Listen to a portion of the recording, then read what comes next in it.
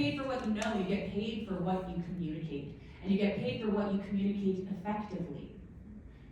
7% of communication is words, 33% of communication is tonality, and 60% of communication is body language.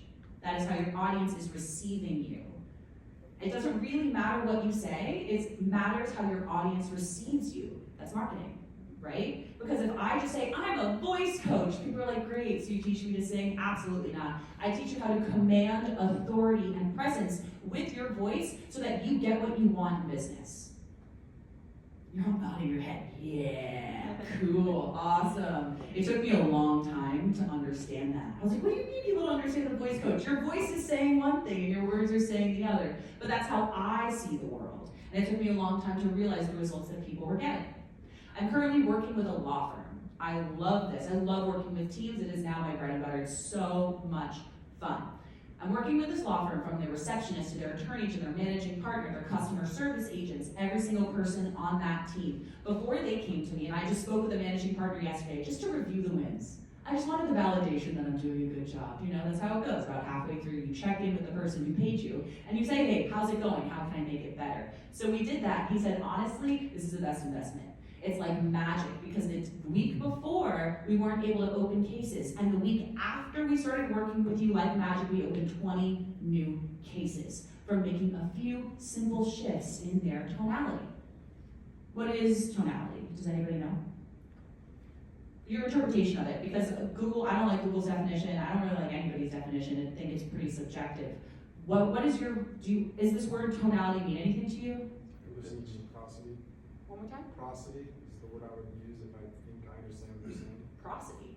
Prosody. That's a fun word that I've never heard. Yeah. Voice modulation maybe. Voice modulation. Yes, voice modulation. What else? Pitch. Pitch. Energy. How people hear you.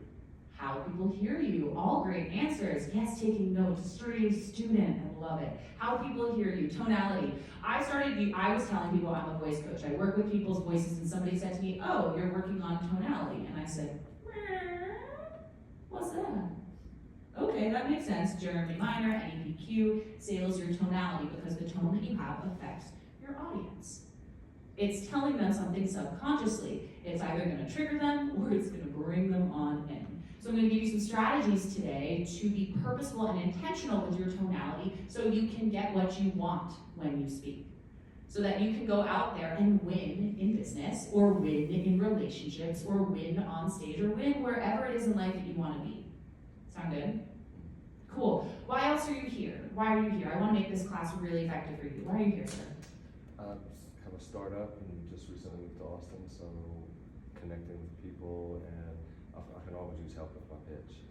So. Beautiful. You have a startup. What's your name? Justin. Justin. Okay, thank you. Justin, you are a startup new to Austin. Wonderful. Welcome to Austin. This is my favorite city I've ever lived in. The subcultures here are really it. Don't just, now that you're here, you're going to want to be in one community and stay in one community. Try them all. It's like a buffet of different kinds of humans gathering together, and you'll see where you cross over. It's great. And you have a startup, and you want to improve your pitch. Now, with pitch, you're not necessarily speaking about your pitch. You're speaking about how I present what we're doing. How you present what you're doing. Wonderful. Great. Why are you here? Oh, so because I want to improve my communication through social media and different platforms. So I know that's communication, but the engagement, I wanted to do it better if I communicate and improve my communication skills. Beautiful. What's your name again? Mali. Mali, thank you. I appreciate you always telling me. I know you told me your name before. I've taught so many people in the past few months, and every time I feel bad when I ask your name, but it's only because I care. Just keep telling me because I care. Mali's here because she wants to grow her social media following. And she wants to, I'm sure, influence people, and improve your communication skills so that you can do that better. Wonderful. My name is Manu. I used to be an introvert, but I guess I still am. I just don't want to be afraid when speaking loudly or expressing myself. That's why I want to kind of work on being able to be loud, really. Cool. So I just want to open up my voice chakra and just like let it go kind of thing. I love that. I think there's this one thing, whenever I'm speaking, my voice tends to trail off. I just lose the energy, like whatever I'm delivering. So, and I wanna learn tonality so that I can keep people engaged in whatever story I'm trying to tell. Like, it doesn't sound flat, basically. Yeah. Beautiful. I love your awareness. So Manu is here because he wants to not be so afraid to be loud and to take up space and to express in public, as well as he finds that he, and I'm just repeating this one for everybody, and also because our friends at home, and because you find that you trail off at the end of sentences, Yeah. and so you're losing energy in your voice. Does anybody else find this when you speak? It's very, very common and really simple. Many people think that they're monotone. You're not monotone. Many people do think that they have a monotone voice. It's a misnomer. It's actually really rare that I hear, of the hundreds of people that I've worked with, I think maybe one person is actually monotone. What we hear is monomelody. So you're doing the same melody over and over again, and saying the same thing in the same way over and over again. But if you were monotone, you would be here and you would never leave here, and this is exactly where you would stay the entire time on this one pitch. And so noticing it's actually not about your tone, it's not about that one note, it is the entire melody of the sentence. Beautiful. I love it when everyone's nodding their heads. It means I'm doing this well. So I'm a software engineer and entrepreneur, and I want to practice and be more comfortable talking with clients and pitching new ideas. Beautiful. What's your name again? Joe. Joe is here because he's a software engineer and entrepreneur, and he wants to be more comfortable pitching new clients and speaking to them directly. Yes, with confidence. Awesome. I've been going to a lot of business events, and this was the most interesting one tonight. And what I hope to get out of it is I'm talking in front of groups of people more, so I think it would be good practice. Share with us your name. My name's Ryan. Thank you. Ryan is here because he's speaking with a lot of people more. And if I may, because I know your business, Ryan, he's going to a lot of events. You're selling your product over and over. You're a vendor. So there's a lot in keeping people engaged from going from table to table to table. How do you communicate with them? How do you keep them excited about what it is you're selling? Because you're selling something that's going to help them, right? You're selling something that's going to help their nervous system and their anxiety and their peace and their dreaming and their happiness. Beautiful. Yeah, I was decent at public speaking, but had an instance where I fumbled in front of a very large audience on the spot, and this kind of shook me up a little bit, so I'm just trying to get my confidence back. Okay. What's your name? Austin. Austin. Awesome. Thank you for sharing. Austin had this beautiful moment of being messy in front of an audience. He fumbled, and now he's getting back on his feet. Right? Cool. Welcome. You're so brave. I've done the same thing. I didn't really give much of an introduction. Hello. Hi. My name is Sammy Sadicario, and I'm your certified voice expert, self-proclaimed. I've been studying the voice since I'm 6 years old. I think my mom and I talked about it the other day. Might have started when I was 5. Hi. Welcome, welcome. I love my regular, it's so good. Okay, I started when I was 6 years old. I was on stage. That is a very long time. It's very early that I was getting on stages in front of thousands of people. When I was 16 years old, I was Mrs. Lovett in Sweeney Todd in a state competition where I was going to perform in front of 2,600 humans. I hadn't slept for weeks because I would go to school and then I'd be in rehearsal and then I'd go home and do my homework. I'd go to school, I'd be in rehearsal, and then I'd go do my homework, etc., etc. And I lived 30 minutes from this private school that I went to for musical theater where I was on scholarship. So has anybody here seen Sweeney Todd?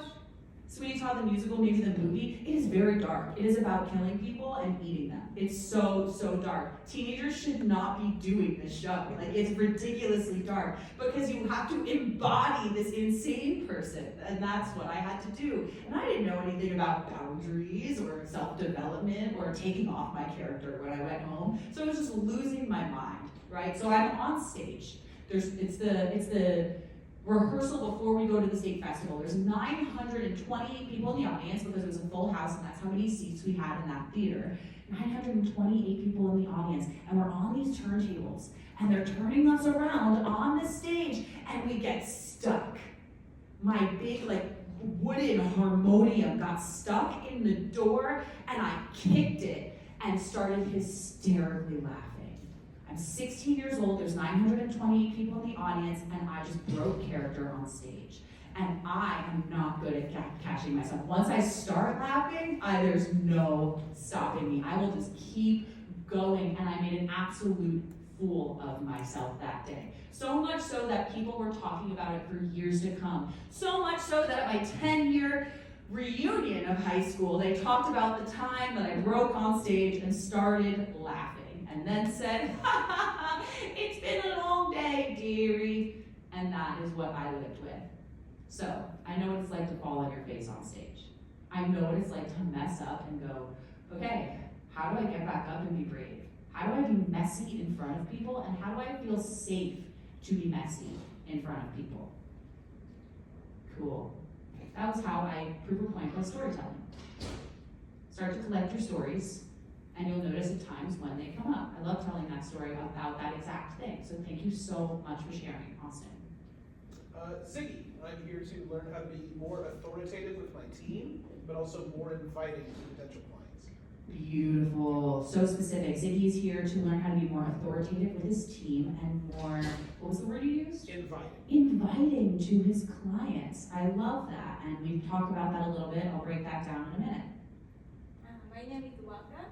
I'm originally from Japan, and for the last 20 years I live in New York as a graphic designer. So my English is, especially speaking is my weakest point, but I'm trying to be better. And because now even I don't do presentations in front of many people, but I still have to talk with, the team meeting. And also outside of the work, I go events, I meet new people, so I just want to be more comfortable Beautiful. speaking. Can you say your name one more time? Waka. Waka? All right, Waka here is originally from Japan, Yeah. lived in New York, graphic designer, and is still working on how to speak clearly with Americans, Yes. which is very, very specific. We hear that all the time. The way I work with my clients who have English as their second language, Americans, no offense to other Americans in this room, but we're kind of lazy. We don't want to work hard to understand somebody. We don't want to work hard, and unfortunately that means it's more work for a speaker. I have done a few seminars with some companies, startup companies in India, and working on that, and how do we appeal to the American ear.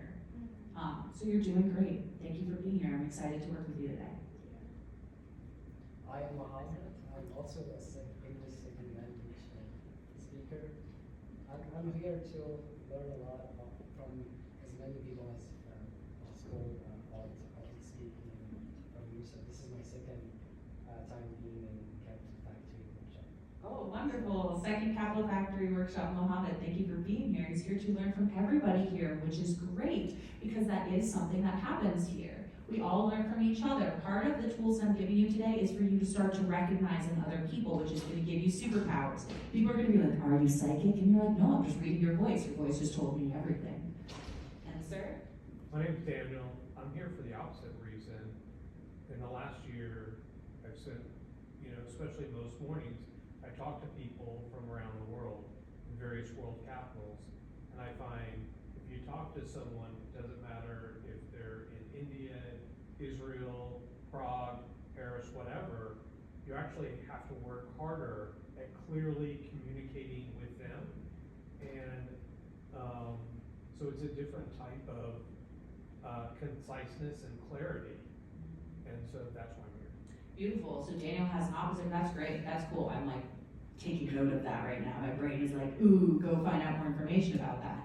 About speaking with people in other countries and I imagine what words to use and not use. I imagine to use a very simplified language, because when you're working with somebody where English is a second language, you only know so many words at once. It takes time. Very cool. I'm also curious about tonality with that. I might not have answers, but I'll give you some things to play with today, and then you can go play and send me an email later, because I want to know. I want to know how these strategies work for you. It thrills me. My work, I'm so passionate about this work, it's gross. As I often say, I don't have fun at parties anymore. I just talk to people about their voice. Cindy, why are you here? So what's the question? Why are you here? What brings you here today? Okay, so this is not my first time, here. She's the best. I need to improve my public speaking skills, especially because in October next month, I'll be hosting an event here. We're gonna have at least 300 people, and I'll be there. Okay, in great. your position, Okay, talking in the, and so that's why I'm here. I need to practice. Do you know what you're going to be talking about next month? When I'm talking about, I'm gonna present our project. Okay. It's an event for the Latino community. Okay. So we are gonna present our sponsors, our people, and we're gonna have business pitches and all that. And yeah, I'll be speaking for probably like 3 minutes and presenting people. It's not a big deal, but Okay. still, I wanna do it right. Okay, awesome, great, good to know. We've got a goal. We can continue to focus on the goal. If you do come to my other class, we'll dive more into storytelling as well. I'm not sure if we'll get into that today. Awesome, so you're all here to learn how to speak more clearly so that you are understood. So here is the method I'm gonna be teaching you all today. I love teaching this. I love teaching my 101 so much. This is, we call the 5 elements of the voice, Barbara McAfee's work. Shout out Barbara McAfee. My method is called musical tonality. I've trademarked it, I'm now teaching it, I teach this process over and over again. I actually have an audio course coming out so that you can learn how to strengthen your voice from the comfort of your own car. Because I realized that I do most of my voice work when I'm in my car. When I'm sitting in my car, that's when I'm singing, that's when I'm learning songs, that's when I'm doing all the work that I do. And I realized, oh, that's the safe place. That's the safe place. Sure, you can do it in the shower, but I actually don't like it. My mom used to listen at the door, so that's why I don't sing in the shower. I much prefer to sing in my car. I had a crazy stage mom. Sorry, Mom, love you so much. We're great now. And so I have something coming that you can work on your phone, and I'll have a link if you want to be added to the wait list. This weekend I kind of just dropped it and recorded a bunch of stuff so that people can have something from me on your own, because I know a lot of people in this class have been asking for that. So if you want to be put on the wait list for it, just let me know and I'll send you the link at the end of this class. So musical tonality. Many people say to me, you're so engaging. You're such a great storyteller. You hold so much space. And people say, I want to be more expressive. I want to open up my voice. Well, guess what? I'm slightly singing 100% of the time. Right now, this is the difference between speaking and singing. It's not much different. The only difference is how long my vowels are being held and the energy behind it. This unexplainable energy thing that at some point I will partner with a scientist and a physicist who can help me explain this better, the trajectory of this work. But the difference between speaking and singing is really not much. In undergrad, I have a degree in musical theater, a BFA in musical theater with a minor in religious studies. I put on a one-woman show during that time. I've done 3 one-woman shows in my life. In musical theater, we study speech-level singing. Basically, anything you can speak, you can sing. And so when I started working with people on their voice and started working with executives and went, okay, I can tell them that they're monomelody, how do I help them change it?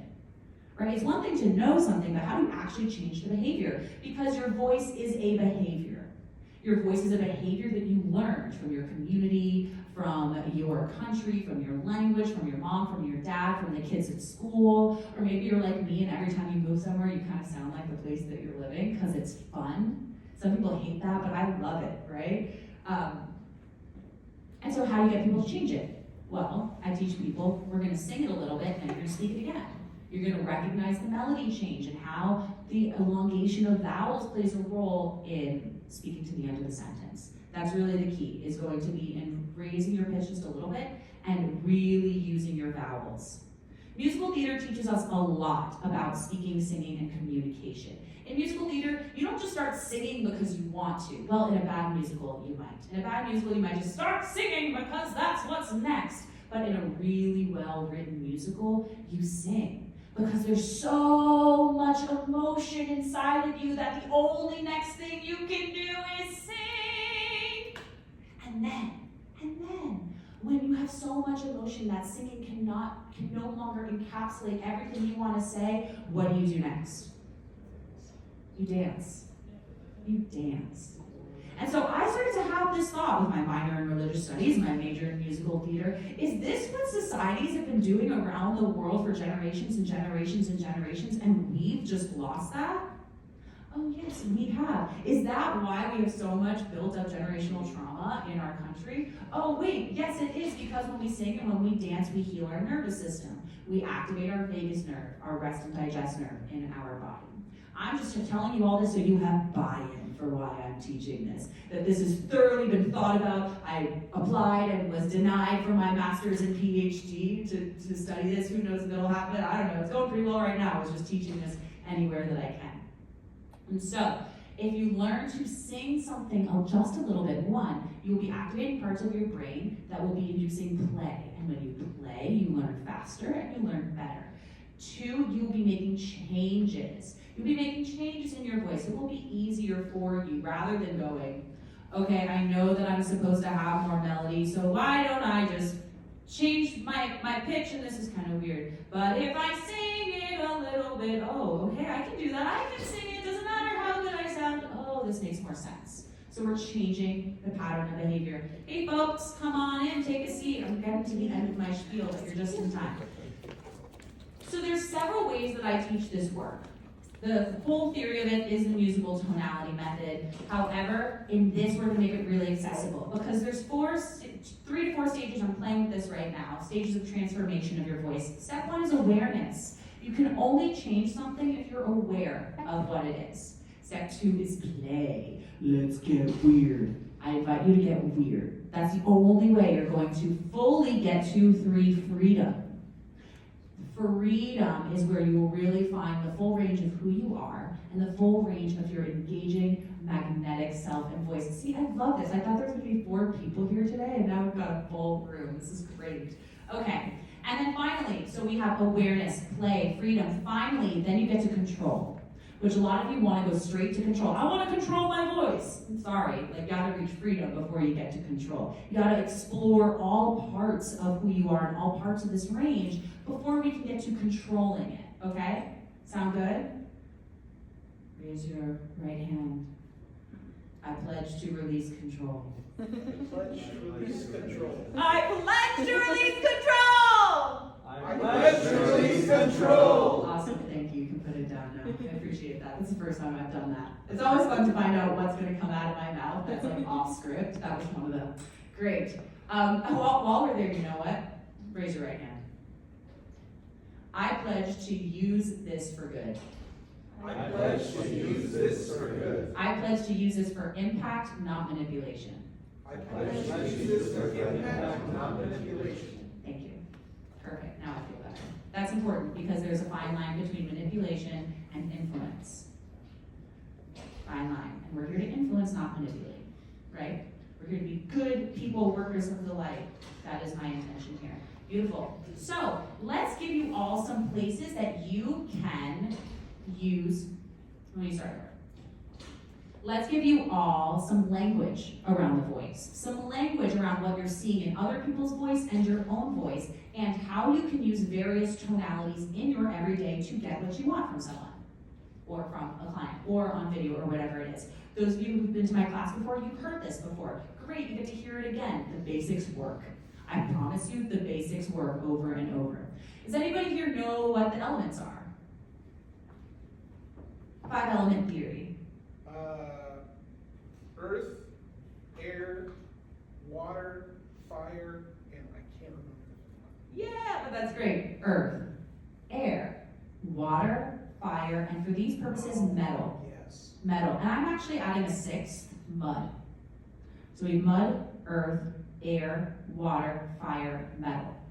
These are some colors that you can begin to recognize in other people and within yourself. Yes, I have a whole way of breaking down the science of this as well and what part of your voice you're using, how that pitch is being received by the person in front of you based on what we hear pitches, various pitches we hear versus feel. Lower pitches we feel, higher pitches we hear. That's why you'll hear somebody's high voice and you'll be like, oh, this hurts a little bit. It's because you're hearing it. Low voices we feel, they resonate. There's also, I believe, I don't remember who it was by, but I was reading a statistic that 77% of people view somebody with a lower voice as more authoritative and competent. And so there's a fine line there as well, because a lot of men will then have this mud voice. So let me demonstrate the various voices, the various colors, the various elements that we're using today. We have earth. And today I'm using a lot of the earth because I'm using a microphone. Typically, when you're in this class and I'm not using a microphone, I'm all fire. So we have earth, which can very easily be turned into mud. And a lot of Americans speak in mud. And the difference is the mud gets stuck. The sound is literally getting stuck in the back of your face. Sound travels your body as your resonator. Just like a room with furniture versus a room that's empty, that is how your body works with your voice, in resonating your voice. So we have mud/earth. We're going to use earth when we're setting boundaries. We're going to use earth when we're standing our ground. We're going to use earth, women, we're going to use earth when we're working with men in business. Very important. Women, we are going to use earth when we are working with men in business. We're not going to use fire. We're going to use earth. We're going to be grounded. We're going to be in the sacred feminine of earth. Super, super important. Men, we'll get to that, but a lot of men fall into mud because they did want to sound like their boss, or sound like their dad, or sound like somebody on TV. And so then they lower their voice, but then no one can understand what they're saying. I work with a few veterans who do that. Super important, so we bring the sound just forward in their mouth using some of the other colors. And then we have air. And air, I find that air kind of sounds like a 50s customer service agent. Right? We have air, a lot of women are in their air because it's demure. Demure means something different now with this whole TikTok thing. But we have air. And the problem with air is that people then do receive you as an airhead. Unfortunately. Now, how are we going to use air strategically? I'm going to use air when I'm vision casting, when I'm on a sales call and saying, let's paint a picture. I'm going to use air. Air doesn't have to be really high pitched, but it has the quality of that higher pitch lower.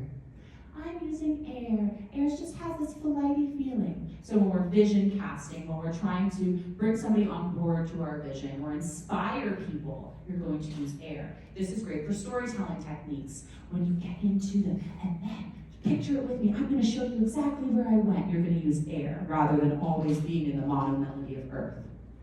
After air, we have water. Water is what we're going to use to show emotion. A lot of men, this is what you're going to bring into your speaking to sound a little less harsh, maybe. If anyone ever tells you you sound angry, which is what I receive from a lot of the executives I work with, people say that I sound angry. I'm not angry. And I say, well, your vowels are very short, and your consonants are very intense, so that symbolizes anger to the listener.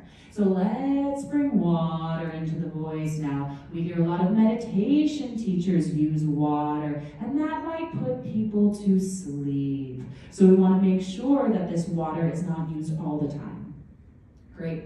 And then we have fire. And see, I'm pulling this microphone away for fire because my fire is really loud because that is my natural habitat, is fire. Because I got all this fire in me ready to explode. Fire you're going to be using when you're firing up your team.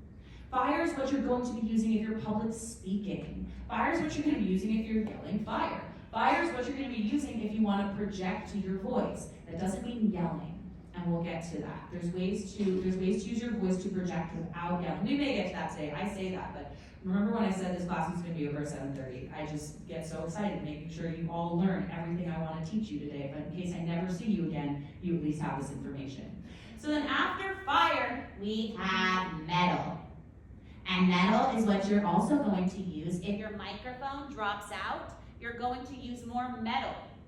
Because what it does is it sends the sound wave forward out of your face in a more clear, direct formation. Okay? New Yorkers use metal. A lot of places where it's loud or in the mountains use metal. So they're sending the sound forward in their face. Okay? Make sense? Any questions on that?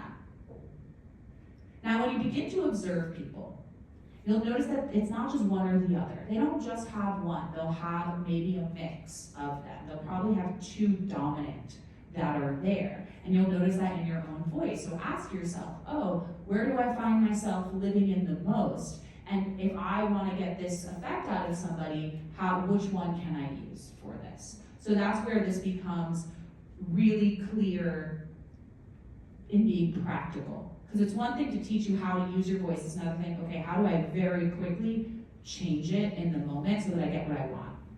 Cool? Cool. So you were saying voice is a behavior? Yeah. So how do you know what's your natural behavior? Like all these types? What a beautiful question. How do you know what your natural behavior is? Word. Woo.